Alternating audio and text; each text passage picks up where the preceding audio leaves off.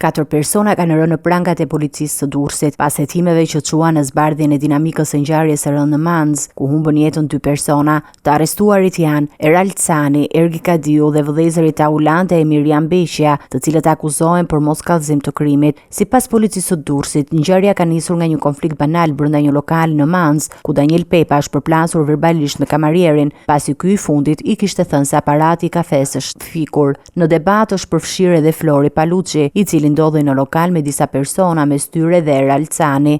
Pas debatit, Pepa është larguar me automjet, por është rikthyer pas pak minutash në shoqërinë e Ergi Kadiut dhe Arianit Kurtit. Gjatë tentativës për të futur sërish në lokal, Paluçi ka dalë jashtë dhe dyshohet se ka qelluar në tokë me armë zjarri në shenjë paralajmërimi. Në atë moment, sipas hetimeve paraprake, Daniel Pepa ka hapur zjarr drejt Paluçit duke e plagosur. Ky i fundit është kundërpërgjigjur me armë duke i qelluar në drejtim të Pepës dhe Kurtit. Përplasja me armë rezultoi fatale për Flori Paluçin dhe Aranit Kurtin, të cilët humbën jetën në vendngjarje. Në njoftimin zyrtar, policia konfirmon se vijojnë kërkimet për kapjen e autorit të dyshuar Daniel Pepa dhe bashkëpunëtorit të tij Gëzi Mallçi, që akuzohen për përkrahje të autorit të krimit dhe moskallëzim të krimit. Hetimet për këtë ngjarje vijojnë në drejtimin e prokurorisë së Durrësit për të përcaktuar përgjegjësinë penale të secilit prej të përfshirëve në përplasjen me pasojë vdekjen e 2 personave.